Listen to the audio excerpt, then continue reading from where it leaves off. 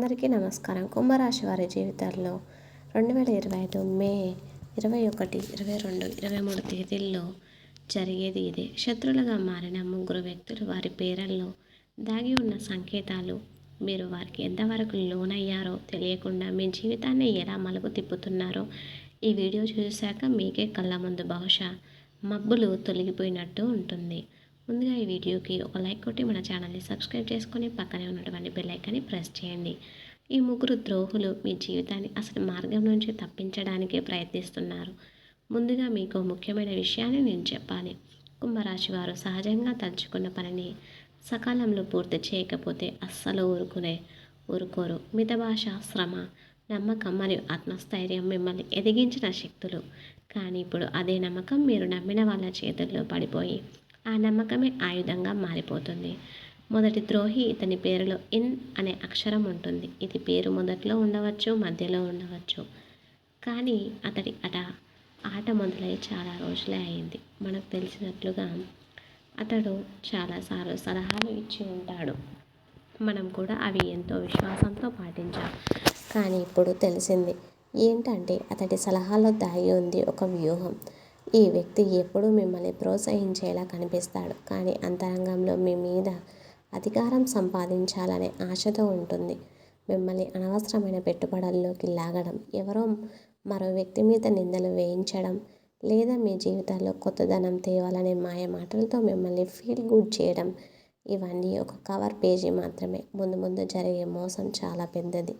ఇక రెండవ ద్రోహి ఈమె పేరులో ఈచ్ అనే అక్షరం ఉంటుంది. ఈమె మిమ్మల్ని చాలా దగ్గరగా చూసుకుంటుంది. మీ జ్ఞాపక శక్తిని వెనక్కి తీసుకెళ్ళండి. మీ బాధలు పంచుకున్న, మీ విజయాల మీద చిరునవ్వు పూసిన వ్యక్తిని గుర్తుపెట్టుకోండి. అలాంటిదే ఈమె కూడా. కానీ అంతలోనే విషం పోస్తుంది. ఈమె మాటల్లో ఓ ప్రేమతో కూడిన పీల్చే పవిత్రత ఉంటుంది. కానీ ఆ మాటల్లో మిమ్మల్ని ఎక్కడ లొల్లి కిందకి లాక్కోవాలనే ఒక పెద్ద వ్యూహమే పక్కాగా ఉంటుంది.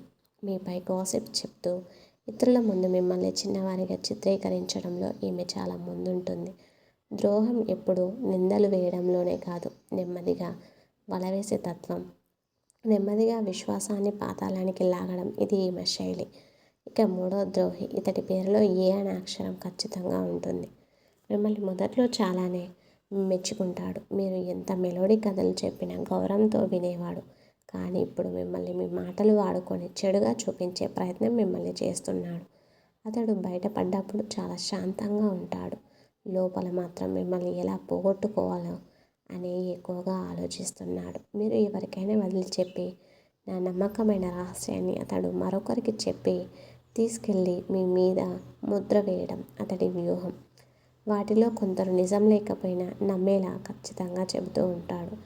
ఇప్పుడు ఈ ముగ్గురు వ్యక్తుల ప్రవర్తనలో మీకు బోధపడే అంశాలు. వారు మీ అభివృద్ధి దిశగా సలహాలు ఇవ్వరు. మిమ్మల్ని నిలిపివేయడానికి మాటలతో మాయ చేస్తారు.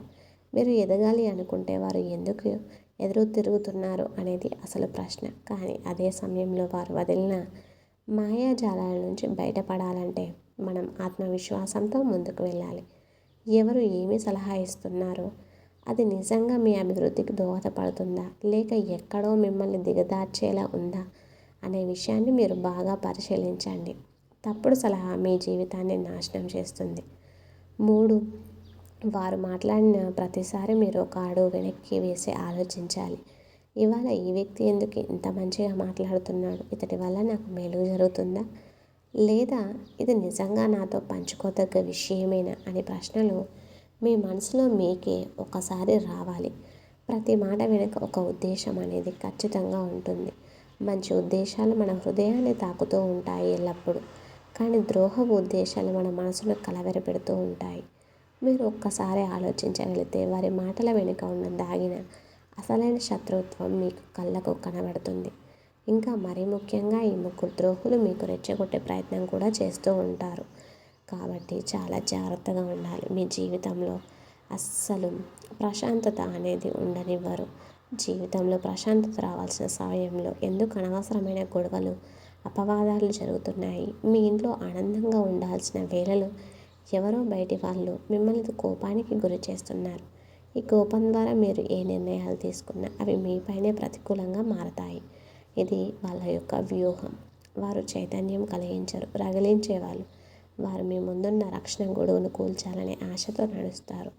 ఈ సమయంలో మీరు శాంతంగా ఉండాలి, మాట్లాడకుండా ఉండాలి. మిమ్మల్ని మీరు అదుపులో పెట్టుకోవడం విజేత లక్షణం. ఎవరో రెచ్చగొడుతున్నారంటే వాళ్ళను శాంతంగా బదిలిచ్చే క్షమాశక్తి ఉంటేనే మీరు వారిపై గెలిచినట్టే. మీ జీవితంలో అనవసరమైన నష్టం, పరువు నష్టం, ఆర్థిక నష్టం జరగకుండా ఉండాలంటే ఈ ముగ్గురు వ్యక్తుల్ని గుర్తించండి. వారు చెప్పే ప్రతి మాటను ఒక్కసారి పరిశీలించండి.